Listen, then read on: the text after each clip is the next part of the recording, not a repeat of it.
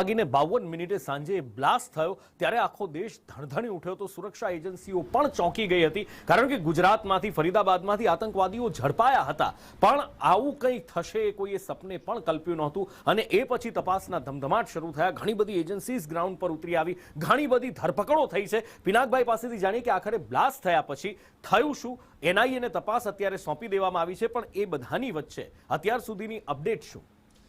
નુપુર અત્યાર સુધીની જો લેટેસ્ટ અપડેટની વાત કરીએ તો જે આગળના સહયોગીઓ પણ જે પ્રકારે જણાવ્યું એ પ્રકારે એનઆઈએ છે એનએસજી છે દિલ્હી સ્પેશિયલ સેલ છે ક્રાઇમ બ્રાન્ચ છે દિલ્હી પોલીસનું એક સ્પેશિયલ યુનિટ છે અને ગુજરાત એટીએસ આટલી તપાસ એજન્સીઓ જે અત્યારના તબક્કે તપાસ કરી રહી છે અને આ તપાસના માધ્યમથી અત્યાર સુધીમાં જે લેટેસ્ટ અપડેટ છે એ પ્રકારે 52 કરતાં વધારે લોકોને અત્યારે પૂછપરછ કરવામાં આવી રહી છે ઘણી બધી પૂછપરછ થઈ પણ ચૂકી છે અને સાથે સાથે અપડેટની અગર વાત કરીએ તો સૌથી વધારે ગઈકાલે જ્યારે 6:52 બ્લાસ્ટ થયો ત્યારે લાલ કિલ્લાના વિસ્તારની આસપાસમાં ઘણી બધી ગાડીઓ પાર્ક હતી પરંતુ આ ગાડીની જે ટાઈમલાઈન છે એ ટાઈમલાઈન એ પ્રકારે સામે આવી કે જે 11 કલાક પહેલાં આ ગાડી નીકળી હતી અને ત્યારબાદ એ સીસીટીવીમાં આવવાની શરૂઆત થઈ જે પ્રકારે એની એન્ટ્રી લીધી તો 8:13 કાર જે બદરપુર ટોલ છે ત્યાંથી પસાર થઈ એક વખતે સૌથી પહેલું સીસીટીવીનું જે માધ્યમ છે એ માધ્યમથી પહેલાં ઇન્ફોર્મેશન મળી પછી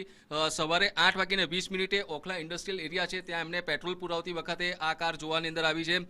3:19 આ કાર લાલ કિલ્લા પરિસર છે ત્યાં પાર્કિંગમાં એન્ટ્રી લીધી હતી અને 6:22 કાર પાર્કિંગમાંથી બહાર નીકળી અને 6:52 આ બ્લાસ્ટ થાય છે આ તમામની જે થિયરી છે એ થિયરી અત્યારના તબક્કે જે વિવિધ ઇન્વેસ્ટિગેટિવ એજન્સીઝ છે એ એજન્સીઝ અત્યારે આ જ પ્રકારના જેટલા લોકોની સાથે સંકળાયેલા છે એની પાસેથી ઇન્ફોર્મેશન લઈ રહી છે એકની પૂછપરછ પણ એ પ્રકારે થઈ રહી છે સીસીટીવી નાનામાં નાના જે છે એ ચેક એટલા માટે જ કરવામાં આવી રહ્યા છે કે જેથી કરીને જેનો તાળો છે એ મેળવવામાં આવે આજુબાજુની કારને જે પ્રકારે નુકસાન થયું છે અને ઓવરઓલ જે અત્યારની પરિસ્થિતિ છે